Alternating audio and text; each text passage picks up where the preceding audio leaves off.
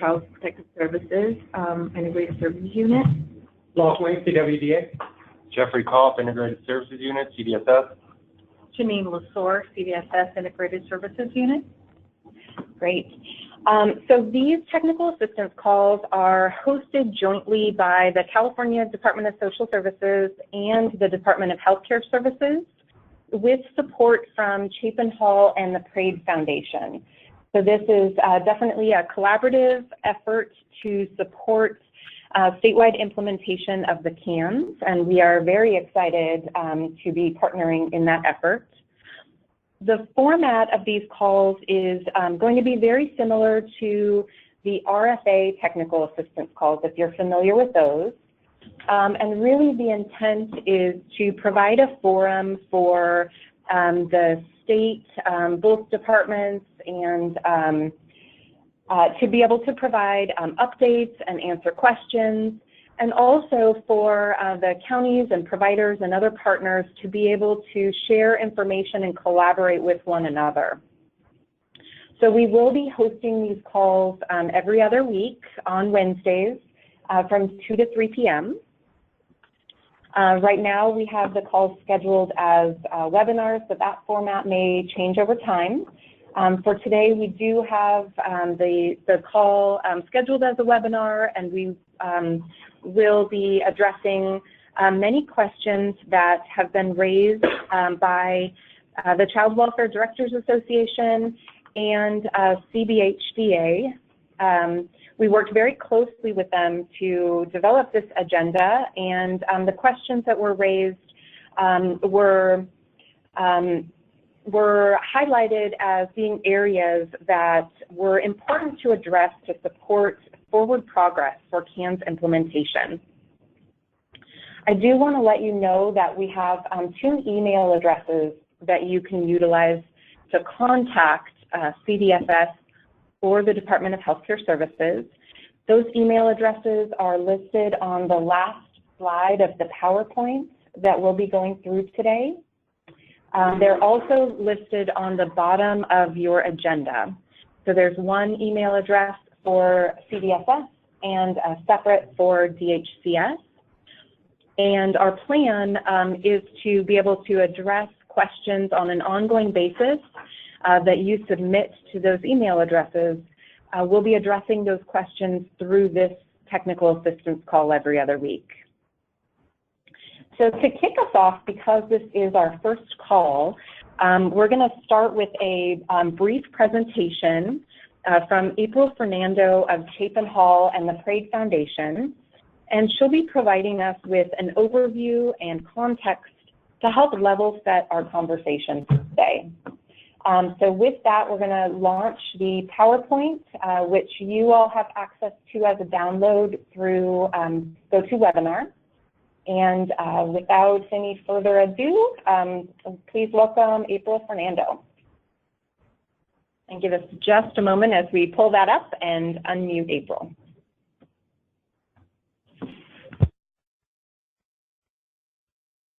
Can you all hear me? Yes, we can. All right. So I'm going to wait till the slide deck settles down. It's on presenter mode right now. You just put it on not presenter mode, it would probably be good. Okay. You go down.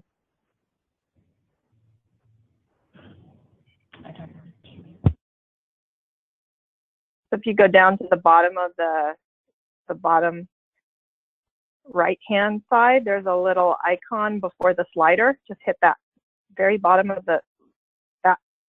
no, there. Oh, you had it on there. Not that one. It's to the left, up right there. Oh, I don't know why it's not moving it to presentation mode, but it should. All right. I'm gonna I'm gonna start talking. So you're just going to have to ignore the notes that are on the side here. You're going to see that I pulled these slides from our general overview training and all kinds of other places. So I just wanted to remind us of the context in which we're discussing the CANs so that, as Lisa said, we can all be on the same page. So this just identifies the importance of the integrated core practice model that has brought us together as child welfare and mental health to help us coordinate care for the kids and families that we both serve. Because as you see on this slide, we are working with the same children and families, and it would be great if their care was coordinated. So if I could go to the next slide, the integrated core practice model has standards that are common standards that we all hold, whether we're from child welfare or mental health. And that's based on these key elements that are noted on this slide, and that is effective teaming and collaboration, making sure that we're coming from a strengths-based place, giving voice and choice to youth and families, and making sure that our plans are driven by the needs that the children and the families present to us. And that we're doing this in the context, in the next slide, in the child and family team. You can go to the next slide, there you go. Right, and I'm probably preaching to the choir here about the child and family team, but it is really a process as well as a meeting, but it's a process by which we can bring together all the very important people, the formal and informal supports in the child and family's life, so that we can make sure that we are thinking together, planning together, coordinating care together, and all identifying the same goals and the same needs that we're addressing as we're providing care from our different parts of the universe, whether that's child welfare, mental health, juvenile justice, and any other providers who are involved with that young person in the family. The nice thing about CFTs is that it is something that is tailored to that family and to those young people, right? So there are going to be very few CFTs that look the same or are run the same way because of this customization approach to creating a team that works best for the family. So if we could skip to not this next slide, but the one after that. So there you go. So the integrated core practice model is a family-centered practice, right? And because of that, families and the youth in those families and the children in those families are extremely important members of that process. So what we are trying to develop here is an environment in which the important people in that family and that child's life are working together. And those important people might move and shift over time, but the goals of the team remain the same: to work together and provide support to the family and provide direction and coordination of all the care that needs to happen with that particular family and the children in the family. So go to the previous slide. The CANS enhances and supports that CFT, right? It provides a way to summarize the assessment process. It helps to, and the CANS itself helps to integrate the family story in a way that's unusual as a tool, because it takes all the different multiple perspectives on a family story and brings them together in a consensus-based process to make sure that we have one story that we are all working from and one CANS that we're all working from. And in doing so, we developed a shared vision for the team. I'm sorry, it's noisy right here. Just stop for a second.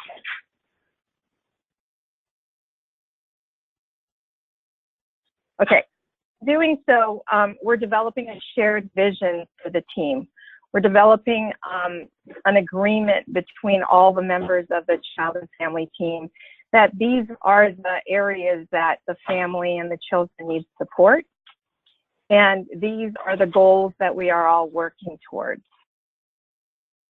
And when everyone can agree on what it is that we're addressing and towards what goal, then we can all create plans that are coordinated and that are able to fit together nicely so the family is not confused about who's doing what for whom in the family. The other thing nice about a family, a child and family team, is that the family no longer becomes the holder of the information from which, kind of like a hub in a wheel, where all the spokes are the different providers or the different people that are trying to support the family, but the family remains the holder of all the information and has to repeat their story or repeat things over and over again, and becomes the way that information gets translated from one provider to another. In a child and family team, it's kind of the opposite. The team and the meetings that happen are about coordinating information and collaborating and sharing information so that the team is always up to date on what's happening with the family, new information about the family and its members, so that we can update our understanding of what's going on in the family, which means if we need to update our plans, we can do so. The other thing about the CANs, because it is a tool that helps us understand where support is needed for kids and families, we can also see change over time. So that's the change management portion that the tool can provide. So the child and family team and the CANs actually are sort of a great union. They work well together because they have the same underlying goals and principles. If I can skip a slide and go to the next one, just as a reminder of what the CANs is, right? The CANs is an information integration tool. It is the summary of a discovery process. And what it does, when we take the family story and we summarize everything we understand about what's going on with the family and the children in that family, we now have an understanding of their needs and strengths. This approach is person-centered in that it really focuses on identifying what those needs and strengths are for each individual person and forces us to always be thinking in that way, right? It's also a collaborative and a consensus-based process. So the youth and the families are important parts of helping us understand where the areas of need and strengths are.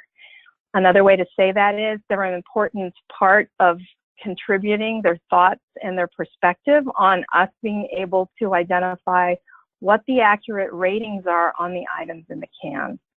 So that's why a CFT environment is really important in being able to vet and validate those ratings that have been put together so that we can make sure that everybody agrees that these are the areas of need.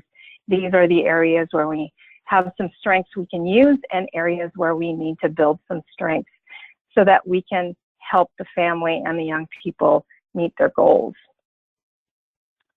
There was one more thing I wanted to say, but I lost my train of thought. If we can go to the next slide. So California has put itself in a kind of a unique position in that we have a CAN very flexible. And what I mean by that is DHCS chose a version of the CAN that is the most common items or the core items that exist in every version of the CANs around the world.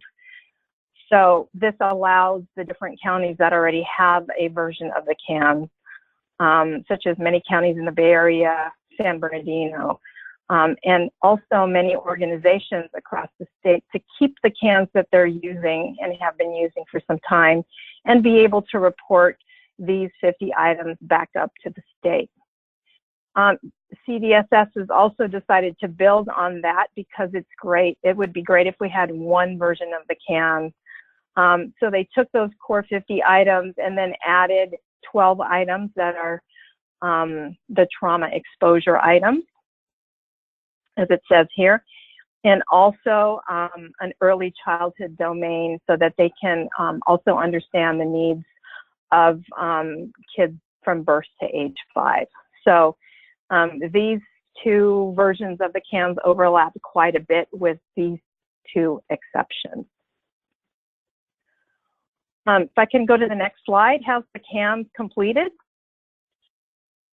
This is probably where a lot of questions lie.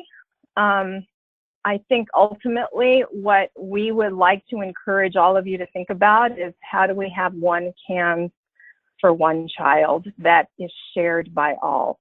And I know that that's an aspirational goal right now, but it also is, that aspirational goal reinforces the key elements of ICPM, because what it does is it really focuses on collaboration between all the entities that are creating plans for the child and the family.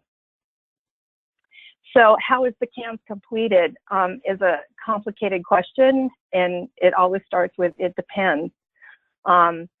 The CANs, because it is a summary of an assessment or a discovery process, right? It can be completed along the way by either child welfare or behavioral health or mental health, and then brought to that child and family team so that the items that we can make sure that there's agreement on how those items are rated.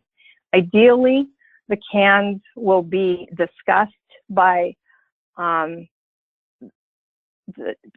case caring worker on the child welfare side and behavioral health, the mental health clinician, if they both have a version of the CANs, before the child and family team meeting so that they can share information that they have gathered, because they probably haven't gathered exactly the same information about the family. And as they share that information and look at how they have captured the information on their CANs, they can then update their CANs so that we have one draft, if you want to call it that, of the CANs that's brought into the child and family team and is vetted with the team, so that if there's any difference in perspective on any item, a need or a strength, that can be discussed in the team so that the team is working with one CAN. As more information is gathered over time by anyone on that team, the hope is that there's collaboration between those providers and other members in the team so that the CANs can be updated when information is made available. So that again, we're working with one CANs, even though there's that gets recorded on the child welfare side and on the mental health side as their own CANs, and I am doing air quotes right now, but it is the same CANs, the same items with the same ratings on needs and strengths, right? That's kind of what I mean by aspiring to have one CANs for one child. So the CANs can be completed by anyone who's certified and trained. It works best when everybody on the CFT understands to some degree what the CANs is and how it works, and why it's important to build consensus. So definitely the folks that are completing the CANs on the child welfare and the mental health side need to be certified. It's great if the CFT facilitator, whomever that is certified as well, and as many members of the team understand the CANs and how the action levels work and how it's rated. If they understand it, it'll make everything easier. One of the nice outputs of the CANs being a summary of a discovery process is every other tool that is used in the process of understanding the family, whether that's on the child or the mental health side, can summarize that information in the CANs, and now we have the same items, the same action levels, in which we can talk about our understanding of what's happening with the family. That's how the common language is created. All right, I'm going to stop there, and I don't know if you want to take any questions or keep moving.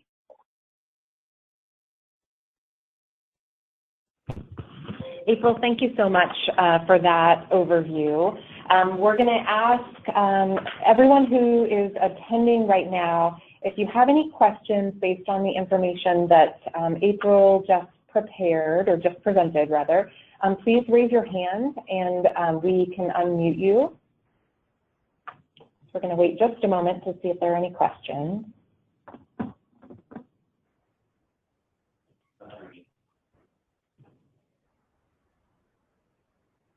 Alternatively, you can also type in your questions, submit them using the chat feature? Yeah. I think the chat feature. So you can type your questions in as well. So we have a question from Mary Pagan. Okay, so Mary, we are unmuting you. You are unmuted. Mary Pagan.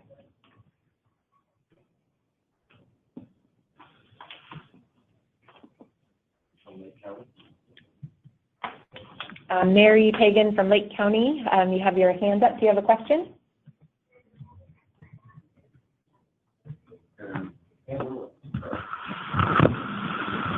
Okay.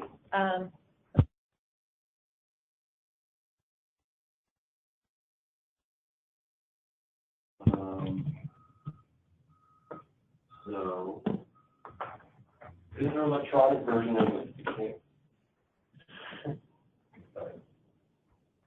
Is there an electronic version of the CAN sticky we can purchase that we can add to our VHR? Probably supposed to be EHR. Is that right? Oh, okay. So the question is asking if there's an electronic version of the CANS Core 50 that can be purchased to add to the electronic health record system. Should I answer that question? Sure, thank you. This is April again. You don't have to purchase anything. We can send you the Word version that can be uploaded into any EHR. Depending on which EHR you're using, they may already have this in their library somewhere. So feel free to contact me and let me know which electronic health record version you are using, because they're in many, many versions, many EHRs already. Great. Thank you, April. Just to follow that up, we did release the rating sheet for the CANS Core 50 that was released in All County Letter 1809. And for DHCS, that's the Mental Health Substance Use Disorder Information Notice 18007. And then we released the integrated practice CANS for child welfare in All County Letter 18-81. Now the question comes in from Carrie Lynn Fisher.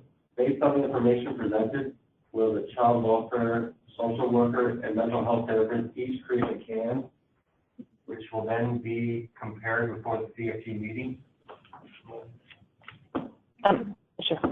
So this is Mary, and the intent for doing a lot of the coordination with the HCS would be that there would be one CANS. So the mental health therapist and the CWS social worker, if are both CANS certified for the tool, should coordinate as to who's going to do it, because there should be just one CANS. Now, if the therapist has already done one, then the social worker does not have to and should use the one that the therapist has already used, and vice versa.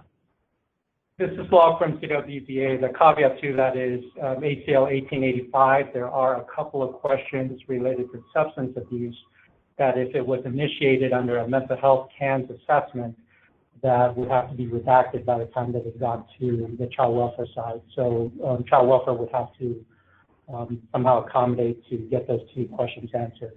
The second aspect is that after whatever the CANS is done, if it's a single CANS, both sides, both behavioral health as well as county child welfare, is still responsible to report the CANS up to the state reporting party. So behavioral health still has to submit the CANS information to the HCS, and county child welfare will still have to submit the CAN information to CSS.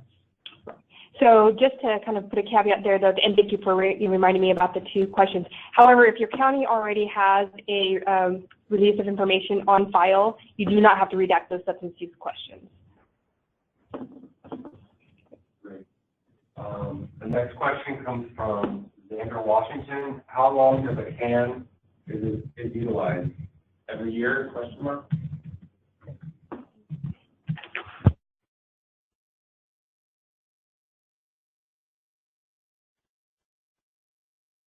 You have to do one. Yeah, you have to do a CANS every year. You have to do a CANS every year on new clients.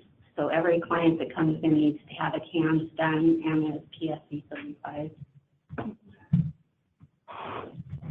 And on the child welfare side, that was Dion from the Department of Healthcare Services. Thank you, Dion.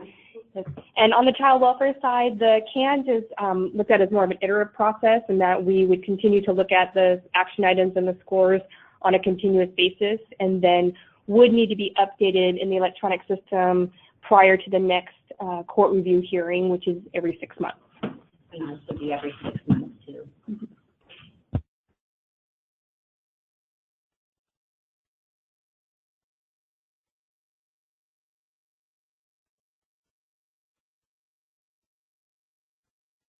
How do we do that?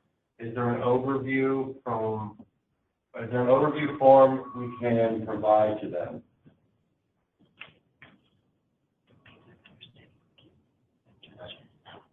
So apologies, I think that we did not get the full question read out. We were muted. The question was, sorry about that, John, was about the suggestion about having everybody have a basic understanding of the CANs within the child and family team, and is there an overview form that can be provided to them?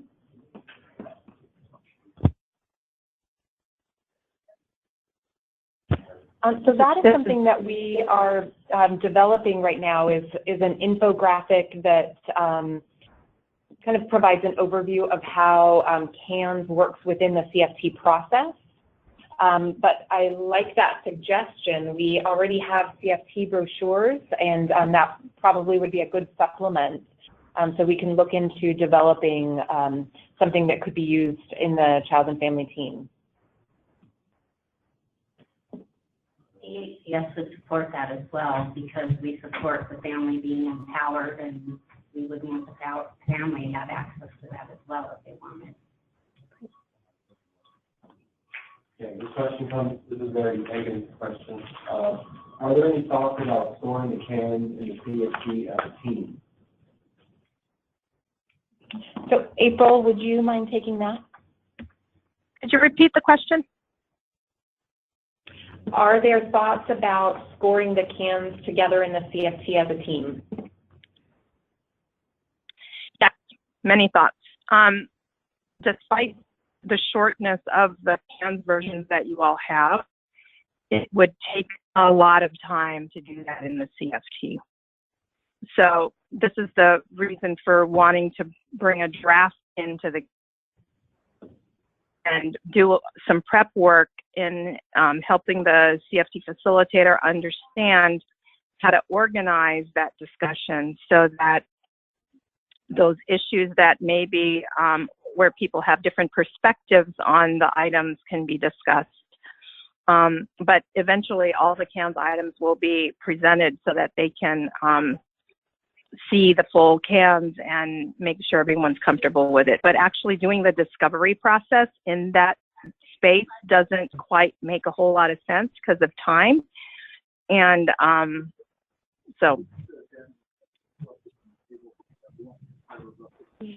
then it's your recommendation, April, just to summarize, that a draft CANs is prepared and then that's brought to the CFT meeting for sort of vetting and discussion and then prioritization of the action items?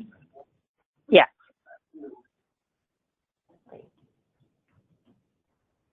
And again, if the mental health clinician already has one, and after discussions with the case carrying worker, they might decide that's the one to bring in. Great, thank you. This one comes from Candace Skinner. It is our interpretation of the earlier all-county letter that either mental health or child welfare can complete the CANs on behalf of the child involved with both systems. Am I correct in understanding that both systems will be required to complete their respective CANs? That's a great question, and I think I'm going to take this opportunity to pull us back to the PowerPoint. Jeff, if you would pull that up. If you go to the next slide.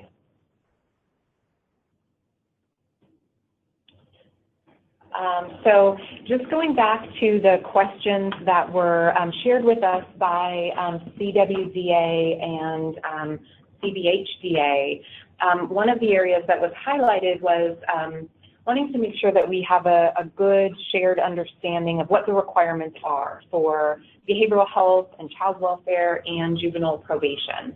So if you go to the next slide. So there we have it. Let's go to the next. So for behavioral health, Dion?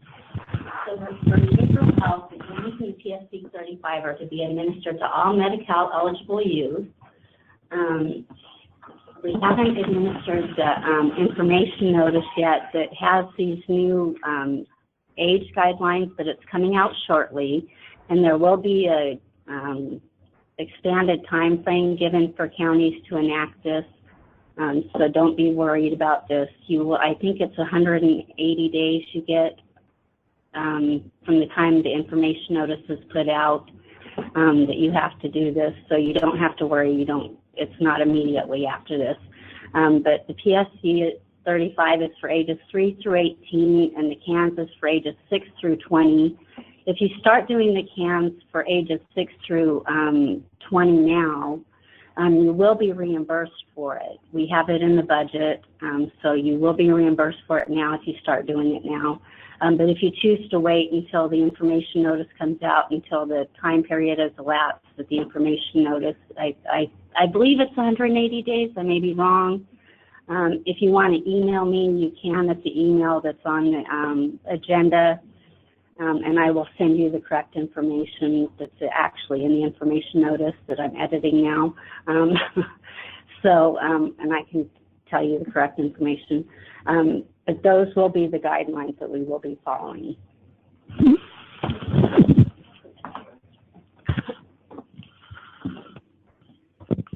Great. And then for child welfare, the CANs is completed for all children, youth, and non-minor dependents who have an open child welfare case, and that's for ages birth through age 20.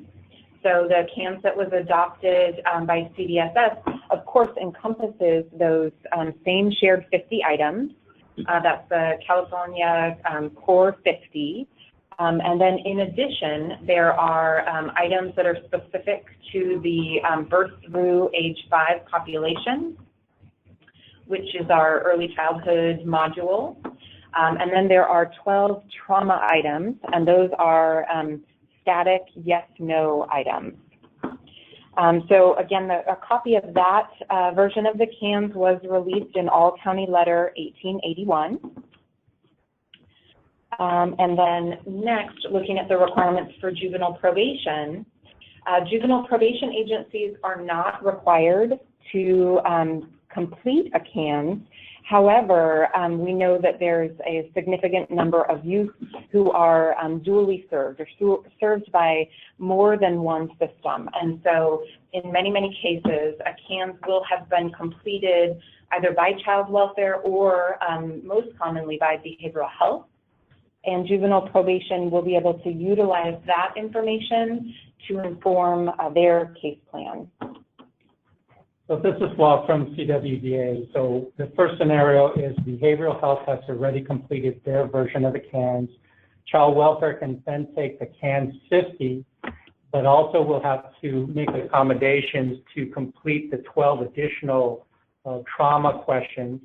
And if the child is under the age of 5, we'll also have to make accommodations to complete that particular domain. The reverse Scenario number 2 is that child welfare has completed their CANS version, including CANS 50. Mental health can take that CANS 50 and utilize it for the mental health side. The caveat there is that each county under ACL 1881 also has the flexibility to add additional modules above the CANS 50. So in some counties, behavioral health has utilized a number of modules that can go up to, and I'll use my terminology, up to CANS 100, CANS 110, and so on and so forth. So it would be up to the individual counties to complete whatever version it is, but the core 50 has already been completed and does not have to be replicated. Great, thank you.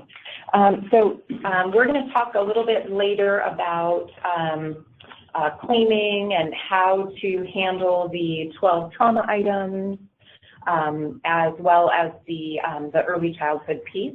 So we'll get into that in more detail as we move along. If you would forward. So one of the next questions that was raised for us to address is asking for clarity around what do we mean by a phased-in approach to CANS implementation. So that was referenced in ACL 1881. And so in that letter, I think it's page 10, the department gave some guidance about what counties might consider as their starting population.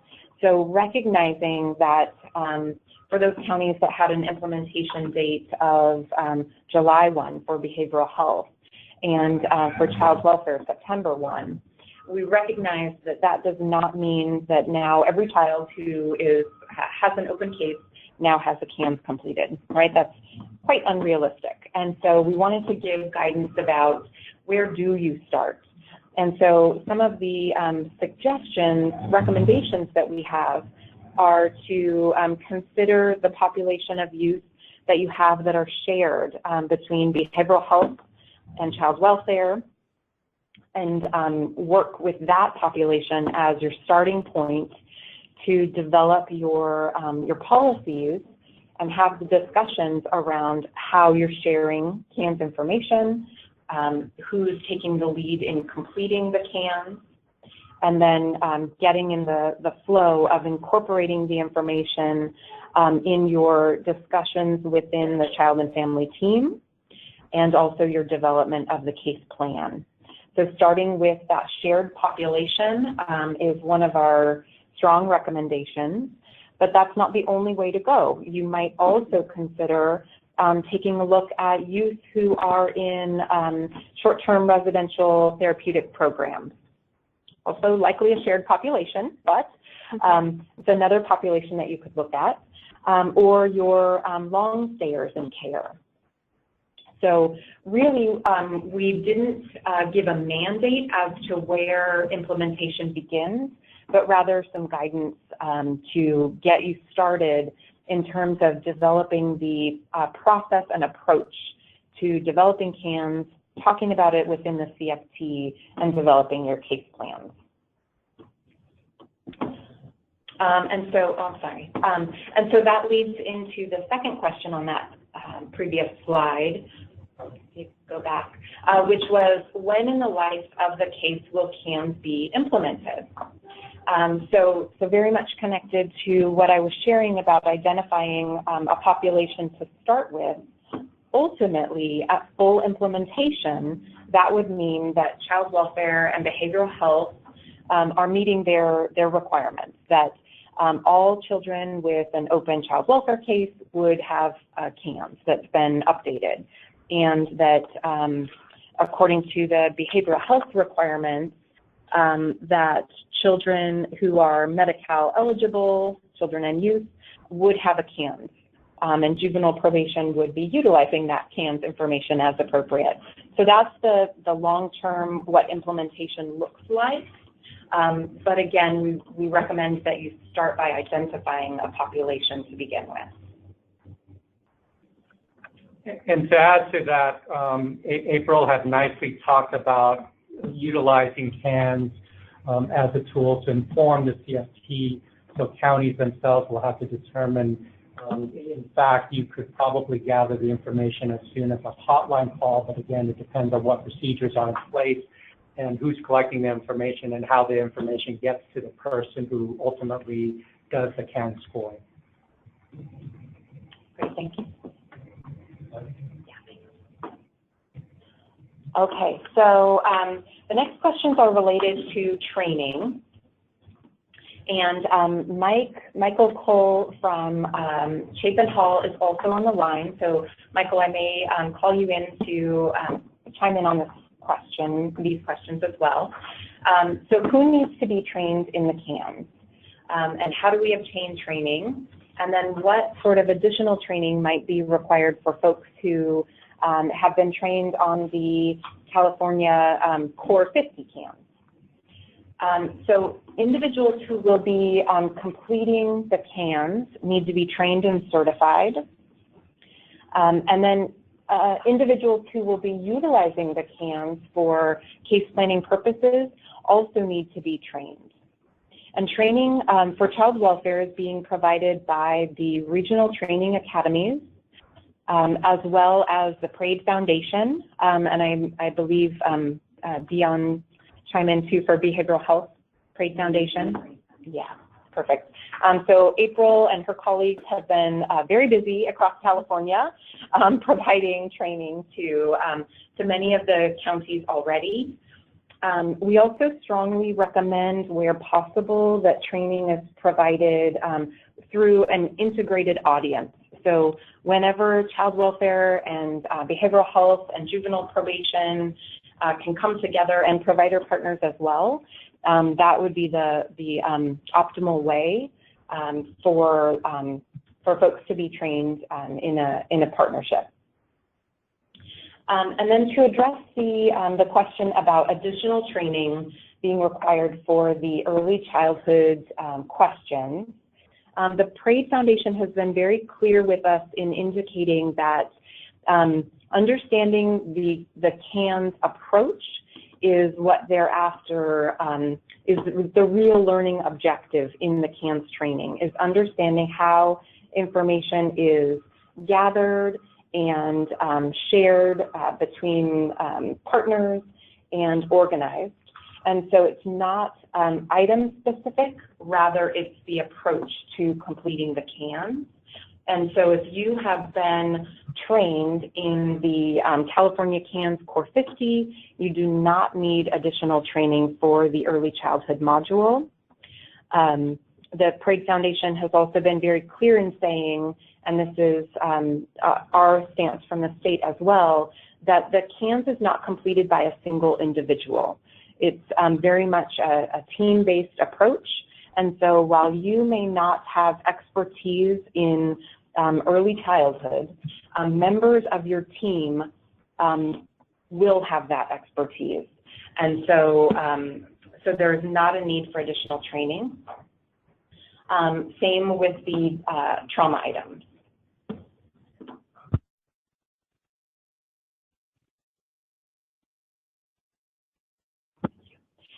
And just to additionally add, for the certification, the CDFS has put in place a provision for certification for child welfare and can extend that certification to any contractor, so a provider partner that child welfare is working with for completion of the CANs. So individuals from child welfare who need to be certified are able to complete that certification through the Parade site at no cost. And after you complete your training, information is provided by the trainer about how to go about completing your certification.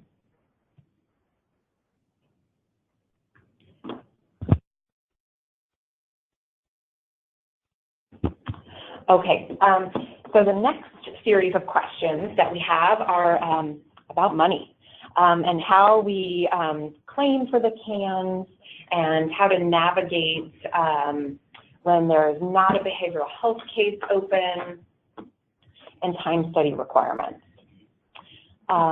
So claiming for CANs, DHCS and CDSS have issued different guidance around that. So I'll say on the child welfare side, what we have done is a redundancy assessment and identified in All County Letter 1881 that the Family Strengths and Needs Assessment and the Child Strengths and Needs Assessment are no longer required and are replaced by the CANs. In addition, the CANs functions as the mental health screen. And so we were able to replace several tools with the CANs tool. And I'm just going to connect to say on the time study requirements, you would time study similarly to how you had for the FSNA and the CSNA tools.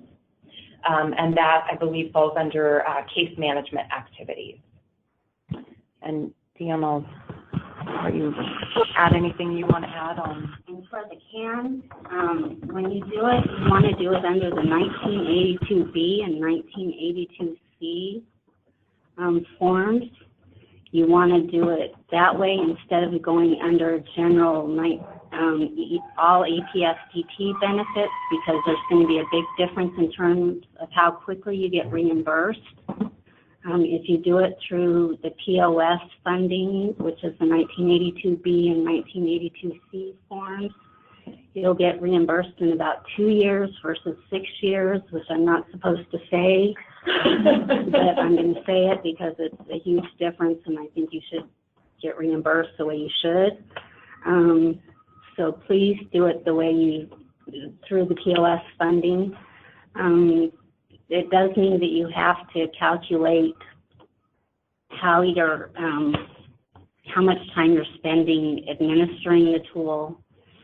They haven't done a time study yet. They were going to do a formula to find out how long it takes to administer the CANs and to say that they were going to reimburse you at this formula, but they haven't done that yet. So you need to just put in for how much you need to be reimbursed for at this point. I have a PowerPoint from CalQuick that I can send out if you're interested in. If you do want it, just email me at the CMH POS email and I'll send it to you. It includes a little more information on the claiming instructions, but it's not much. If you have specific questions, I can take them to Chuck Andrews on a case-by-case basis, and if he's in a good mood, he answers. So I'll do my best. But claiming questions typically take just a little bit longer to get answered. But they're the tricky ones. He's the one who has the answers, and I do my best to get those answered for you. Okay, thank you. Sure. Are you able to address the trauma items as well? He said that we can get those paid through regular funding. He didn't say it was EPSDT, but he didn't say what it was. So I will find out exactly what it is that you can get reimbursed for, and if it's a quicker way that we can do it through the 6-year process.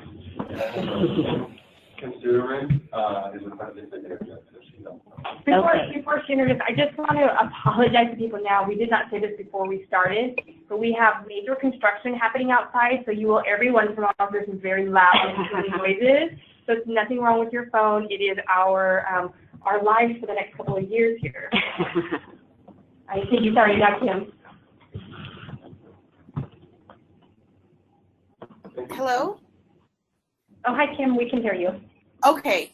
So I just wanted to clarify a couple things. One of them is time study is not required for the mental health plans.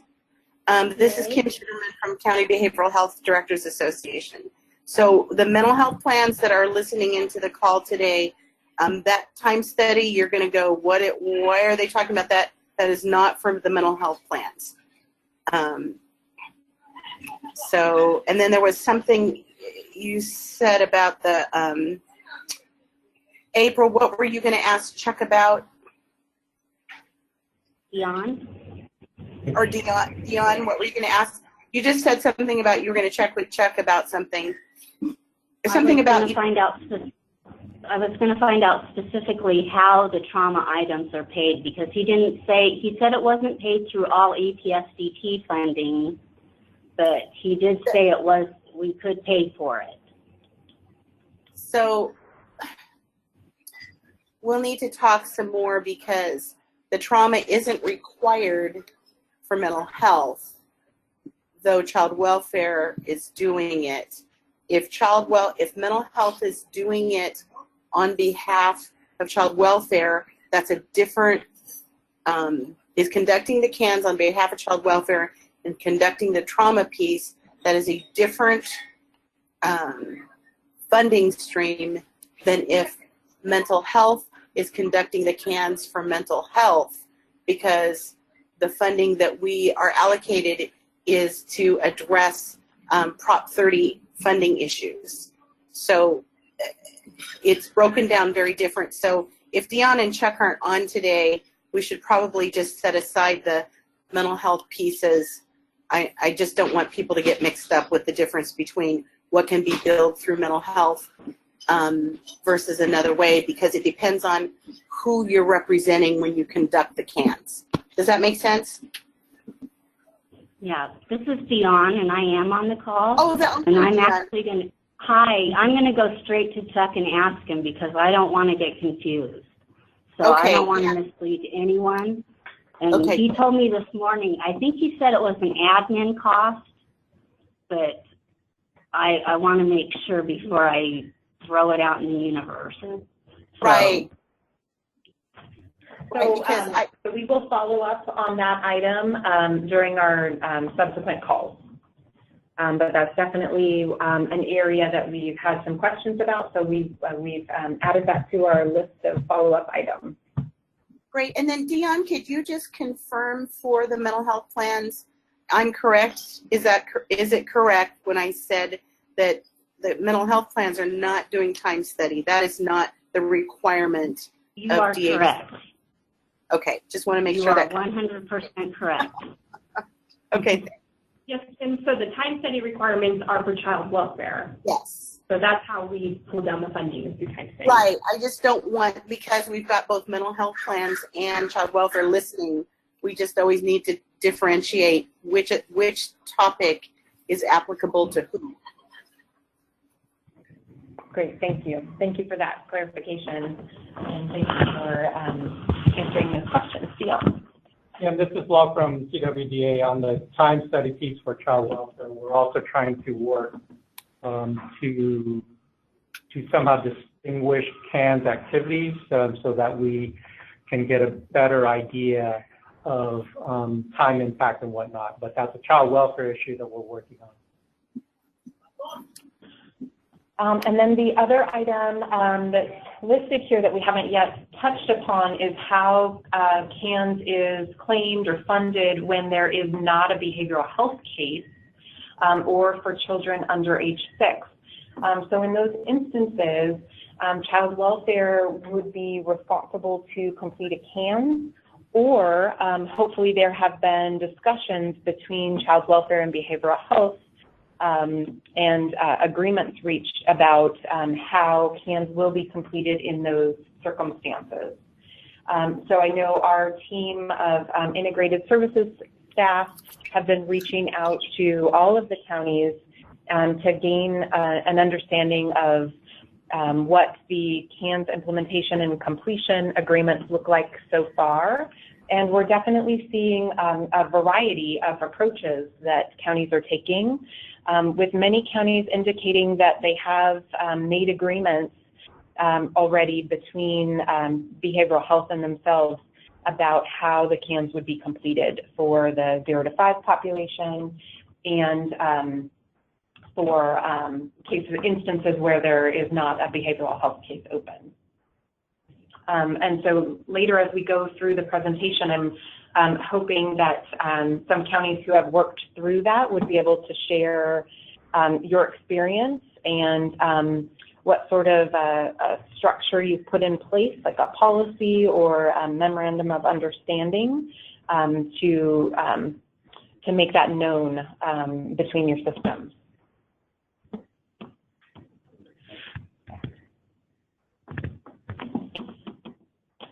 Great. So this question is about how the CANS information is shared. And again, we want to just reinforce that the guidance and the agreement between our departments at the state is that we want one CANS for one child. So we definitely are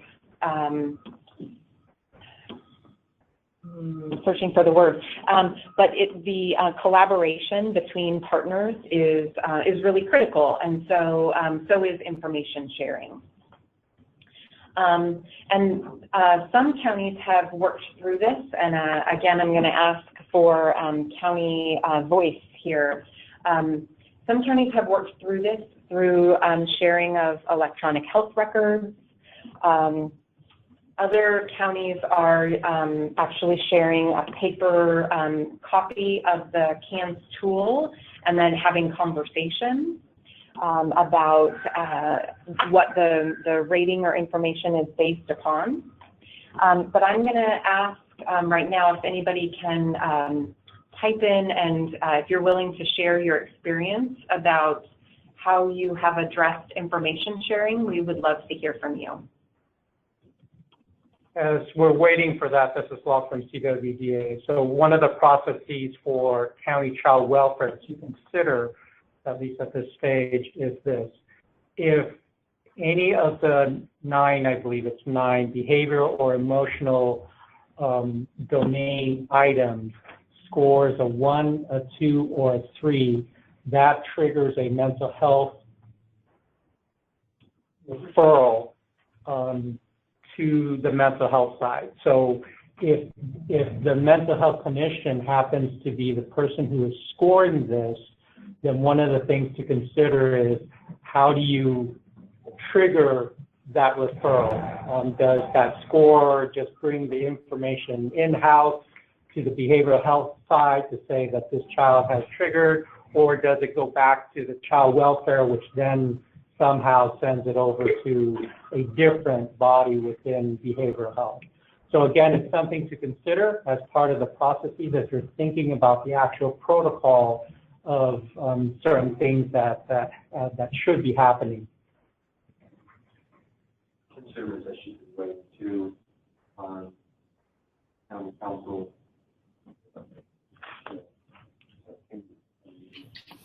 Okay, Kim, we've unmuted you. Okay, I was just going to share that there are some county councils that have weighed in and taken a position with the mental health plan on what can be shared and without a release of information, even though the joint ACL-ACIN had stated that you don't need a release of information to share the CAN status. So it will be county by county, unfortunately. Meanwhile, I think as long as everybody has just worked it out locally, that's really the main key. And so there will be some counties where county council will require the mental health plan to get a release of information to share the CANS information. Other counties where they will not need it. Also, the 2 substance use disorder questions, the 2 SUD questions, is also a concern for some. And I know there was a whole issue about part 2 in the letter. And again, many of the county councils and mental health plans are not interpreting the part 2 requirement regarding substance abuse sharing, because in this instance, it is mental health, not substance use disorder services that is scoring the CANs. So there are counties that are not feeling that they have to get a release to share the information. Again, it's going to be county by county. So for those of you on the call, just make sure that you're doing what your county council and director directs you to do, and figure a way to work it out so that you can share, because we don't want the kids to not get services because the two agencies haven't figured out how to share information. So I just wanted to thank you for that. So I know you you may be referring to All County Letter 1885, and I apologize, I do not know the mental health substance use disorder number for that. But the gist of that letter was reinforcing that a release of information is not required in order for the cans to be shared between county agencies and with the state. So that our legal counsel on both the DHCS and the CDSS side have weighed in on, and that was issued as joint guidance. So I would really ask that if your county is encountering that as a barrier, or you're receiving guidance that is counter to that letter, to please make us aware of that. We'd like to help support in any way that we can the sharing of the CANS information, and so we would definitely like the opportunity to talk with your county and your council to try to work through that at the local level. For the DHS side, it's information notice 18-029. And I think who do you want them to contact? You, Lisa, or who should they email or call? You know, I'm going to have the inquiries sent to the CWS coordination box, just so that we keep good track of them. Same on the DHCS side, please use that email address. But we are reviewing those questions regularly, and something like that will definitely take a personalized approach to reaching out. Good, because there are county councils that have taken strong positions, and of course the counties have to do what their attorneys direct them to do. So just wanted to let you guys know that. So hopefully that can be sorted out, and I think any input from the state would be great. Excellent, thank you. Okay, so now let's let the fun begin. I believe that we have received a number of questions. So we're going to go ahead and start addressing those during the call. Great, yeah, and some of these are going to repeat, but we'll just go through them, just not cover them all. And so a follow-up from Mary Kagan's question is the recommendation to complete the CAN in 6 to 12 months? The answer was yes. Yes. And then the next question is there electronic? We'll go back to Linda. Is there an electronic version for CWS/CMS? So that question may be asking about the automated version of the CANs, and that is under development. It's slated to be tested beginning on September 23rd by the 5 core counties for case management. So we'll begin testing September 23rd and plan to have that tool made available statewide after the testing is concluded. This is Caroline Caton. For clarification, the CAN there won't be an electronic version of the CAN for CWS CMS. This is for CWS CARES that Lisa was just referring to. Okay. And if you're not, please put your phone on mute. That would be great.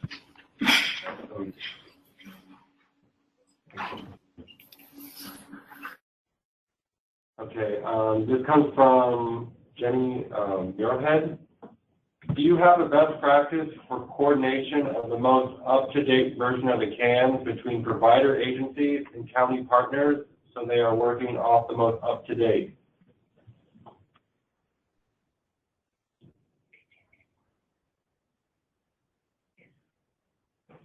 Yeah, so the most up-to-date version is at least for the child welfare side, as well as DHCS, for the core 50 is ACL 1881. Correct. So you could refer to that.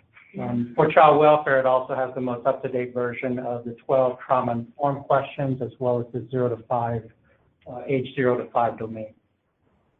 So with that, so that's accurate. The integrated CANS rating sheet was released in ACL 1881.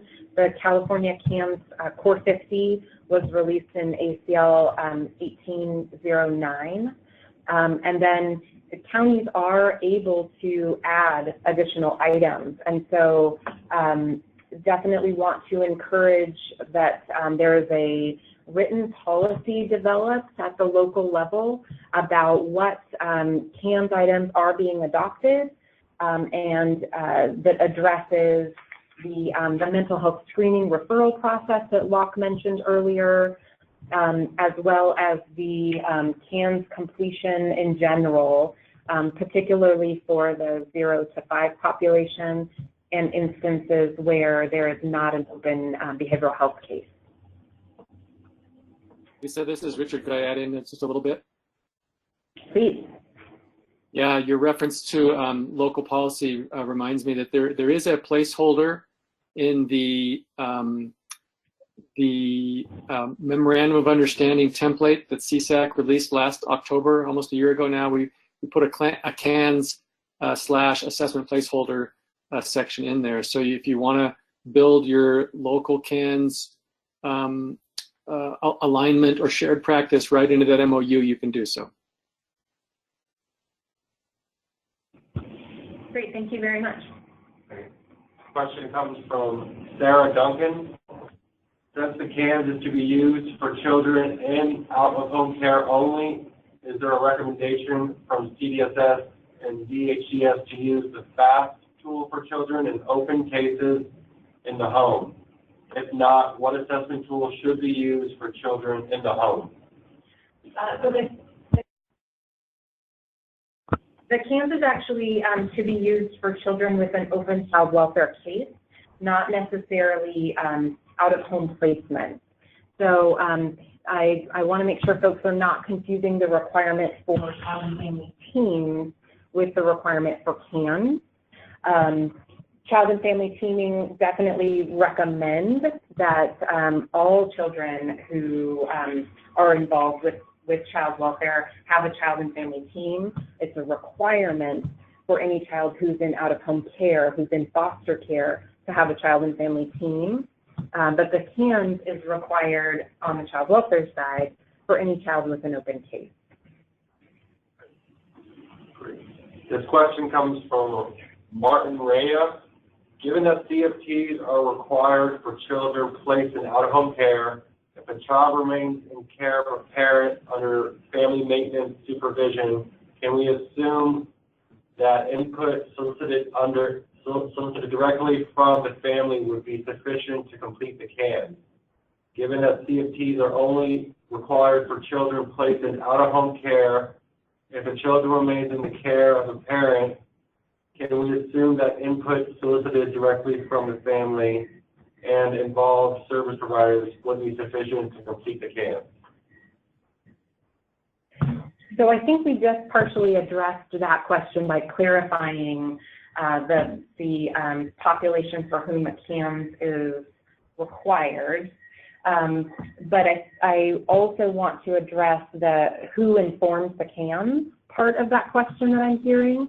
And so the CANS should be informed by the members of the child and family team, by any professionals who are involved, which would include behavioral health clinicians, providers, natural support, in addition to the child and family. As well as anybody that the child and family may identify as, as important to them. And so it's, I think it's premature to presuppose who may be sufficient to inform the completion of your CANS ahead of time, ahead of completing it. And so it's important to be make sure that you are not leaving anybody out. And so this would be the same process as in utilizing CANs or CANs to be informing the case plan. So whoever you feel is important as part of the case plan, that's who you should include in terms of having a direct discussion with them. Great. The question is, what is the expectation for completion of the CANs for the CFT at 60 days? All County Letter 1881 and actually 1809 as well talk about the timing of the completion of the CANs, really with the intention that the CANs and the CFT inform the case plan. And so that's where we come to that 60-day requirement, because we want to continue to move our case plans to be behaviorally based and represent the child and family's voice, and really be informed by all of the people who are important to the child and family, as well as address the safety concerns that brought the child and family to the attention of the agency. So that's really where the 60-day requirement comes from. And what was the other part of that question? The expectation for completion of CANs for the CFT at 60 days. So this is the initial CFT and CANs. The one this is Locke from CWDA. The one nuance that I would suggest you consider, and this is part of actually embedded within the CANs, is that the CANs information is informed by issues and aspects that happen within the last 30 days. So the sooner that you complete the CANs, the more likely it is that you're getting information about the child before the child actually enters the child welfare system. If the child has been removed and you essentially wait the 60 days to complete the CANs, for example, then you're actually utilizing information about part of the information as to when the child is traveling through the child welfare system versus when the child was at home and whatnot. And while that may be the case, the intention of the CANs is really also to be able to monitor outcomes and change over time. And so wherever you start is where you start. And then the next time that you assess the child, hopefully you're going to be noticing change over time. And if not, then that's a great reason to have a further conversation about what needs have changed, what strengths have been built, what services or supports may be needed to continue to see change over time. And Mike, Cole, if you're still with us, I don't know if there's anything that you want to add to the piece about what information is used to complete the CANs or what time frame. So Mike signed in as an attendee. I sent him a pen so he could check and unmute himself. Okay. But I have to have him find it. Okay. So, we'll move on to the next question. Kelly responds. Okay. Where does child welfare document completion of the CANs in CWS/CMS? Right.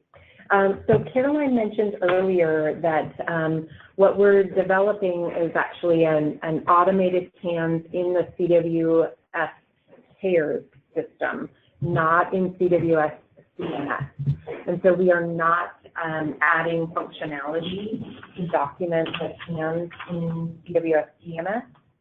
I do understand that there is a report that's been developed in Safe Measures that will help with the tracking of the CANs completion, but we anticipate the automated tools to be available soon, and again, that's going to be tested beginning September 23rd. Next question. If child welfare is using an existing CAN 50 for mental health, are the additional 12 items required to be completed by child welfare? So this question is asking about the 12 trauma items. And so I think it may have been Kim that mentioned earlier the importance of having that discussion at the local level about how those items will be completed. Ultimately, those 12 items are a part of the child welfare integrated practice CAMS. And so if agreement is not reached between behavioral health and child welfare about those 12 items, that would be a responsibility of child welfare to ensure that they're completed. However, please remember that we have this as a follow-up item for our future calls to talk about whether there might be a reimbursement mechanism on the behavioral health side as well for the trauma items. Next question is, if we have our DVH partners consulting with CPS social worker, completing the CANS and bringing it to the CFTM, are there CDSS training mandates for CPS social worker? So I think the question is asking if the social worker is not the CANS completer, do they need to be trained? Is that what you're understanding? And so we strongly recommend that anyone who's using the CANS information receives training. We have several training courses that are either available or are in the development process. What's been released so far that the regional training academies are scheduling trainings for is the CANS, what do we call it? The integrated practice CANS within the integrated core practice model. And that's basically a CANS overview that would provide a nice overview and also prepare people to be certified if they want to. Additionally, we have a case planning course that will be released soon, and that's case planning with the CANS, and it reinforces the development of behaviorally based case plans. And then we also have a CANS for supervisors, and that will be released shortly as well. Both of those for sure within the month. This is Law from CWDA. As you all remember from April's sort of introduction and whatnot, the ones who are not being certified, in order to score the CANS and utilize the CANS in that particular aspect, the person has to be certified by Praise Foundation as well as their supervisor. However, in terms of using the CANS as an engagement tool, meaning what happens with the output of the information from CANS, such as actionable items that come up from CANS that can inform how you're going to do the case plan and whatnot, training needs to be done for social workers. It's not an immediately intuitive aspect as to how to utilize actionable items within the case plan and whatnot. So it was also mentioned earlier that the regional training academies, in conjunction with the Praise Foundation, will provide that level of training for case-carrying social workers and their supervisors who are not going to be certified in actually scoring the CANS. And then also, is there a place where we can see when each county will receive the CANS training? So for child welfare, training is being provided by the regional training academies. And so if you have not been contacted yet by your regional training academy, then I would recommend that you reach out to them. And if you don't know who your regional training academy is, please send us an email and we'll provide you with a contact. So this is Locke. I'll ask the state if they can put up the training dates and work with the regional training academies. We're not going to coordinate the schedules because those are hosted on the Regional Training Academy website, but we can provide you with the contact information for those. Are we required to provide CFT members with a completed copy of the CANS, or can we provide a blank copy and discuss the ratings during the CFT? That's a good question. And we did address that in All County Letter 1881, indicating that members of the child and family team should receive a copy of the CANs, and in particular the youth. So this came out of a conversation that we had with the California Youth Connection, and they felt very strongly that the CANs really has the opportunity to really tell their story, and felt that it was very important that the information is shared in a transparent way. So we did include that guidance in 1881. The completed CAN. The completed CAN. The 1881 also alludes to or implies in some terms states that in that aspect then if there is a completed CAN, not to provide the CANs cold during the CFT, but actually have some discussions with the CFT members prior to the CFT in order to have a more robust conversation. It also gives the flexibility that during the CFT discussion, one or more of the items per the CFT members could actually change scores depending on what is discussed and whatnot. So there's flexibility there as well. Thank you. Next question is, it seems that the information presented is inconsistent. I heard from April that both the therapist and social worker should complete, and then the state indicates there should be only one. Can you please clarify? Okay, so we do want just one CAN. So I think the question may be coming from the fact that more than one person has involvement with the child and family, right? And so on the behavioral health side, the clinician may have information that would inform the CAN. And same with child welfare through the discovery process, et cetera. We're gathering information that would inform the CAN. And that's why it's very important that there's an understanding and agreement at the local level about who is going to be completing the CAN and how that information will be shared. Because we don't want multiple drafts of the CANs that are in various states of completion. What we really want is a single CAN for a single child. And so the collaboration and the sharing of information is very important to achieve that.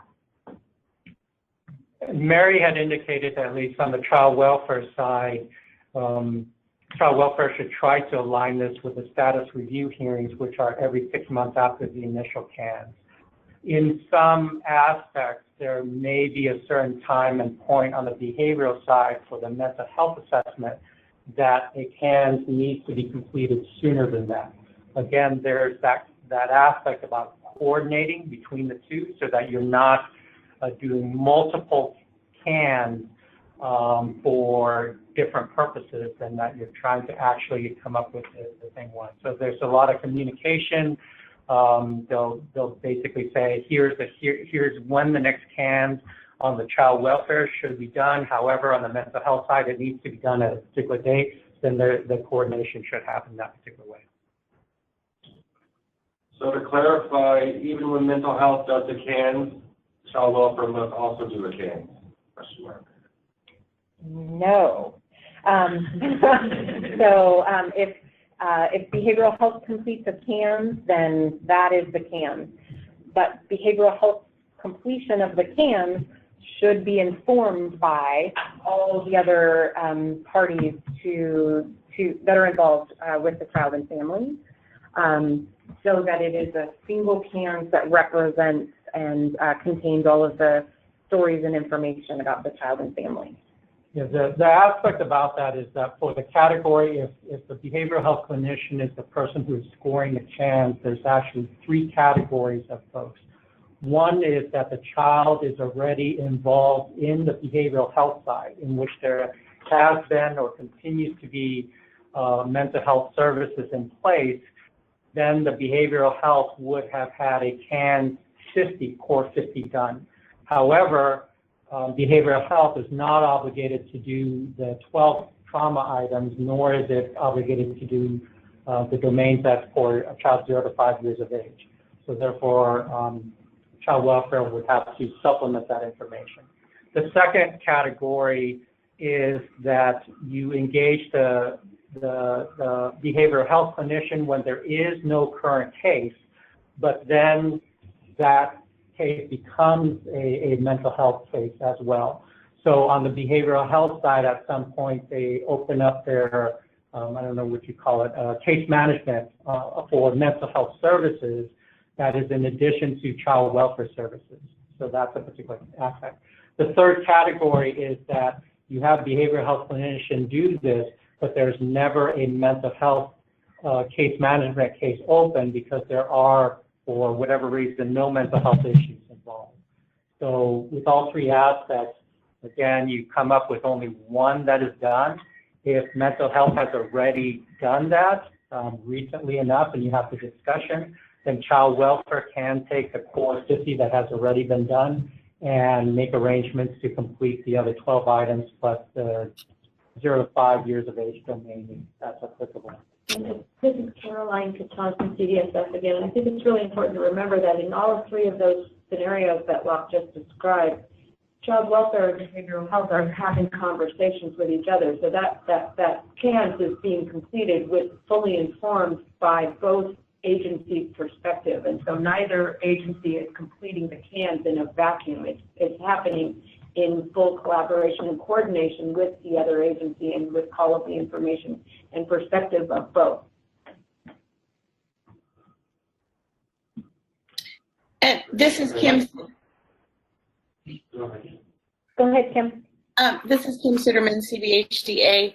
The only other thing I would add, and thank you all for doing the multiple scenarios, there will be times when mental health, as Lockett said, already has a open case, and in that situation, and where child welfare is not involved or probation is not involved, and has conducted a CANS and would have done it without child welfare probation because there was no involvement to their knowledge. And so then if a child welfare case is opened, that's another time when the additional pieces would have to be done. The one thing I will really encourage counties to do is talk to your partner agencies so that you can sort out what you and your county are going to do in all of the different scenarios.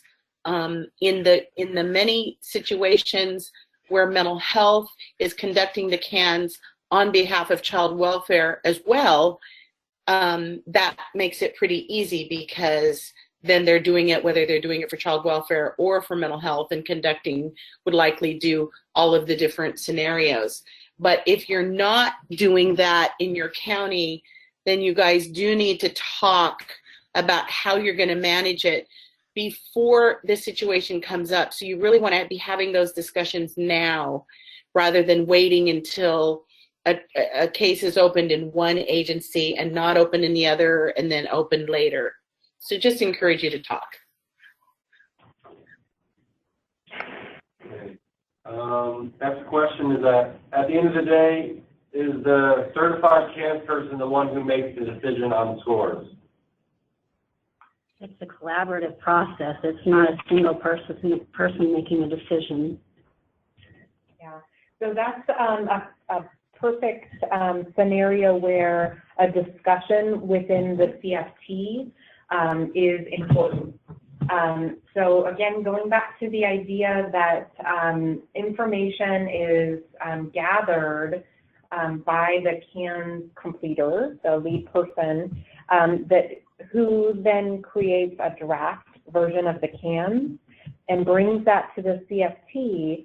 And then if it's not clear where how an item should be rated, that is an area for discussion in the CFT, confirming the 2s and 3s, the action items, sort of vetting those out in the CFT is very important. And I want to ask if Mike Cole is available to chime in. Mike, I don't know if your audio situation worked out. He hasn't yet signed in. He signed in, but unable to speak. Okay. Sign in. Okay, so it sounds like, Mike, your audio is not working. So that's an area that I think April, Fernando, and Mike can provide some further clarification for us in future calls. Yeah. And one aspect, and again, it's scoring of cans is very different than using the cans to engage the family. So the person who has to engage the family is the case caring social worker. That's in conjunction in working with the CANS assessor. Somebody does have to score at the end of the day. That would be the CANS assessor with input from everybody, but it really does, the person who is responsible for utilizing the tool and engaging that family using that tool is the case caring social worker as part of a team, but that is one of their main functions, being the case caring social worker. It does a disservice to the tool, though, if you don't use it in the process in the way it was intended to be used. And if you don't use it collaboratively, then you're not using it correctly, and you might as well not use it. So, right, yeah, definitely use it in the spirit. Tool. Exactly. That's on the child welfare side. On the mental health side, if it's used for a mental health treatment plan, et cetera, that's a different conversation that has to happen on the mental health side. The next question is, given that counties can add to the base CANs, does the state have any guidance related to children placed out of county / presumptive transfer?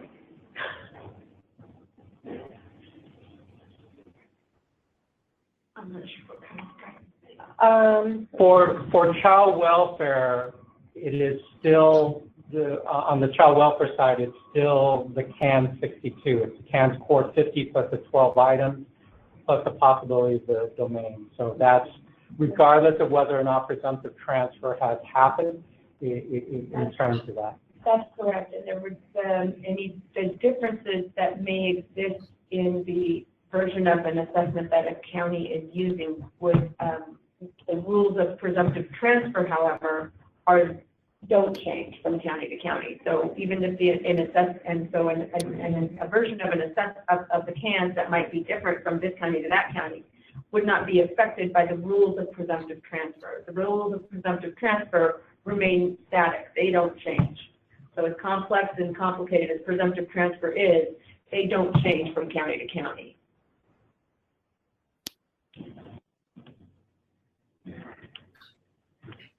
So if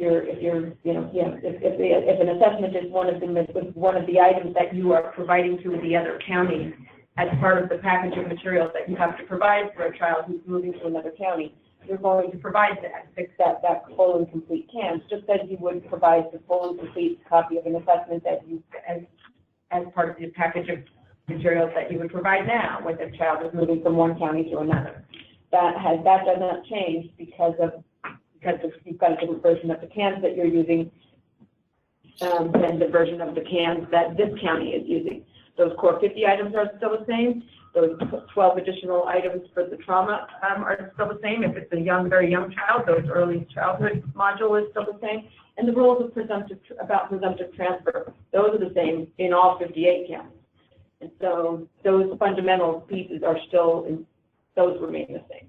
And so it shouldn't be that the different version of the CANs shouldn't really change anything that's fundamental to the process. The only piece sorry, go ahead. Sorry, Kim. The only piece I would add for mental health is that the county mental health plan will make a decision on who conducts the CANs when there's multiple providers. So, for instance, there may be a TBS provider, there may be a case manager, there may be an individual therapist. The child could be receiving group, particularly when they're in an STRTP. So somebody has to make the call who is taking the lead on the mental health side for the CANs, and then usually it's the mental health plan of responsibility. So that person could change when the child is being placed out of county. And of course, it makes a difference if there's a presumptive transfer or if there's a waiver. So those pieces, again, should be discussed locally as placement is occurring so that it's very clear with the placing worker what's happening. And and as part of the presumptive transfer process, and CDSS continues to encourage counties to use and rely on the CFT process to be where those kinds of issues are discussed and resolved and hopefully addressed. With everybody. So, like I said, hopefully, and I know that this is a big giant if with presumptive transfer because of how complex it is. But that those rules thankfully don't change from county to county with presumptive transfer. So hopefully that can be. I can't believe that there's a silver lining with presumptive transfer, but there is. We just found it. The biggest reason there is because if there's not a waiver and a presumptive transfer, the mental health plan that you had been working with, let's say the mental health plan was conducting the CANs for both child welfare and mental health, the child is placed at a county and it is presumptively transferred versus waived. And so the new county mental health that now has responsibility is not conducting the CANs for child welfare. And so there are two separate entities, again, involved. So that is where, again, that discussion in the CFT is really critical when placement, all before placement occurs, so that it's very clear.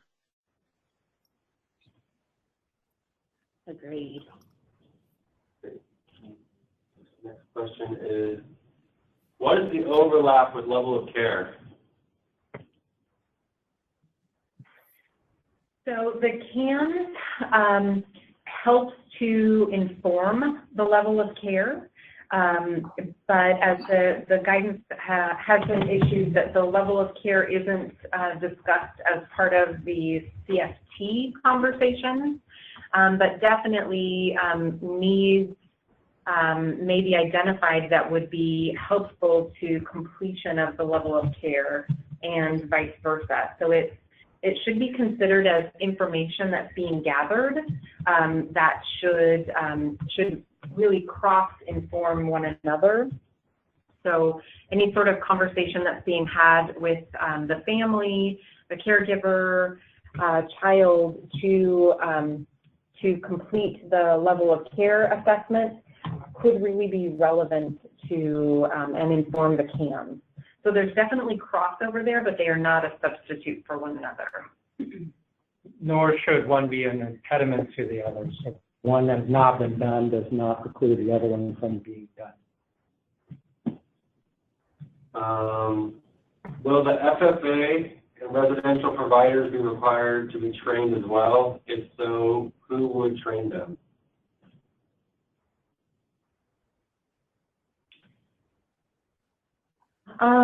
So I think that may come back to as a participant in the CFT who is discussing CAMs.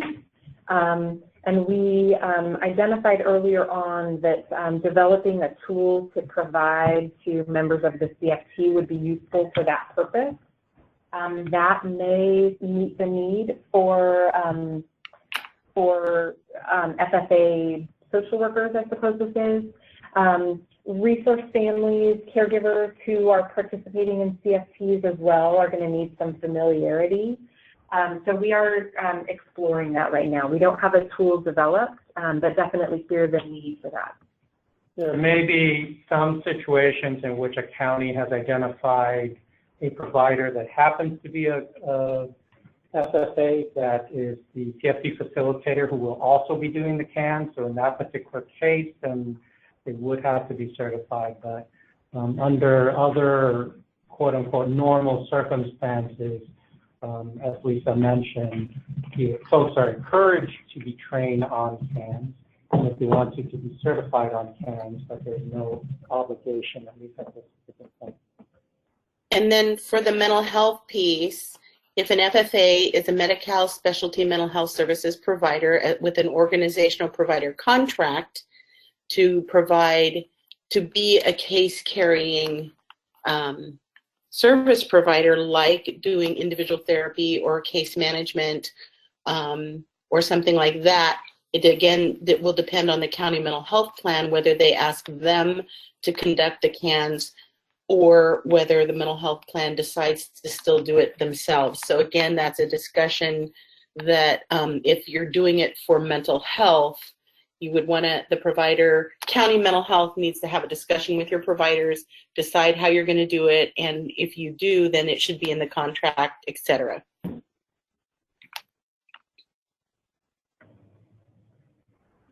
Next question. Are behavioral health staff able to bill and participate in a CFT meeting initiated by child welfare? They should be able to. I mean, I can't imagine why not, because we've been encouraging participation all along, but I will find out for sure that yes, you can, and then I will find out how you would bill for it. So I can add to that, Dion. Oh, that'd be fantastic. Just, again, it depends on what their role is in attending the CFT. So depending on their role, they might be billing ICC. So it just depends. Most likely it would be ICC unless they're doing something more specific during the CFT to support the child directly. So again, a lot of it depends on the role. And again, the practitioner should be talking with their supervisor about their role in the CFT and how they would bill for it. As if they sit there in the whole meeting the whole time and never speak and never notice or monitor what is happening for the child and family and the interactions between all of the different parties, then they cannot bill. So it depends on what they're doing. Okay. Yeah, so a variation of what Kim says, if the county child welfare had contracted with behavioral health to do a CANS assessment and there is no mental health case on that particular child, the initial aspects, I think is covered under Title 40 until it's determined that there are CANS mental health, specialty mental health services or other aspects that get triggered. So again, it's a lot of discussion between county child welfare and county mental health in terms of what the role is, as Kim said. Great. We have several questions asking about sending the participants the slides and agenda as well as the questions. This webinar is being recorded and will be released at a later date, which will have the questions, but we will work to address all questions to participants and the ones we couldn't get to. We will incorporate into our next meeting.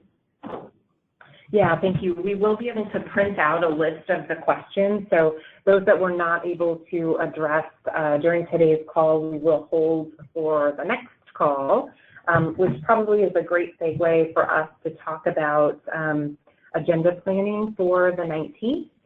I know it's hard on a webinar to have everyone speak at once, so I do think that the chat feature, we'll need to use that for now, given the size of the group.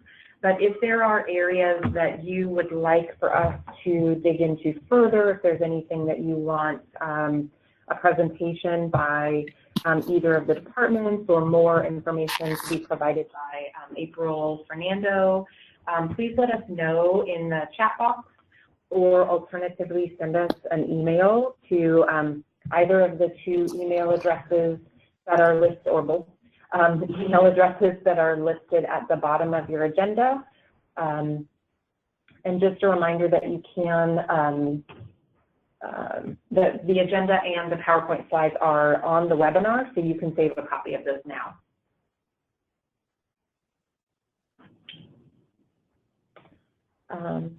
So we have... I opened the chat, I don't see anything responding. Okay.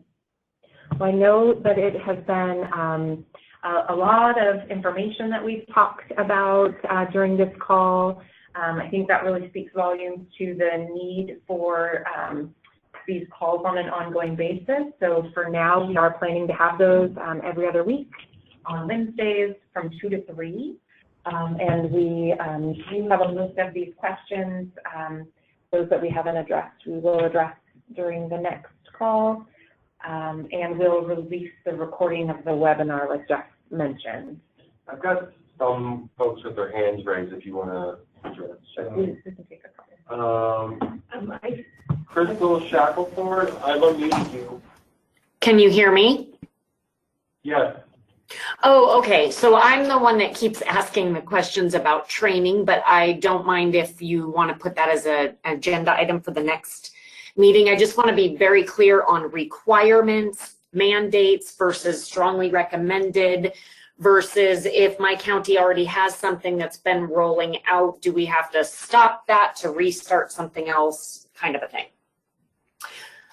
Because we have our behavioral health partners geared up to basically do the majority of our CANS assessments, but of course we have our social workers writing the case plans. So I just wanted to be very clear because our local training academy had used the word mandated, and I didn't hear that there today. Great, thank you for that. We are going to address that in more detail during the next call. Next hand raised was Claudia De Leon. You're unmuted. Claudia De Leon. What? Say that again? Yeah, no. I can hear you. Hello? Yes, go ahead. Oh, I'm sorry. No, I think I pressed the mute by mistake. This is Claudia De Leon. Okay.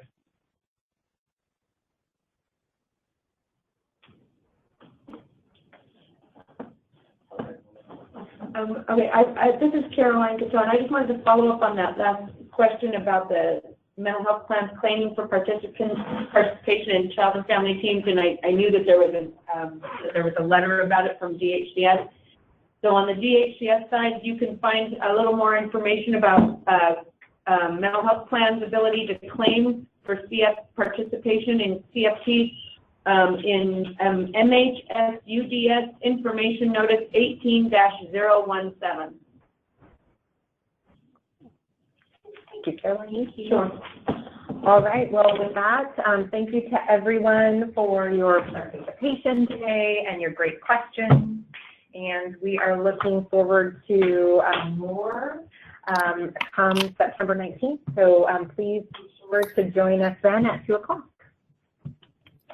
Thank you. Thank you. Thank you. Already got the first.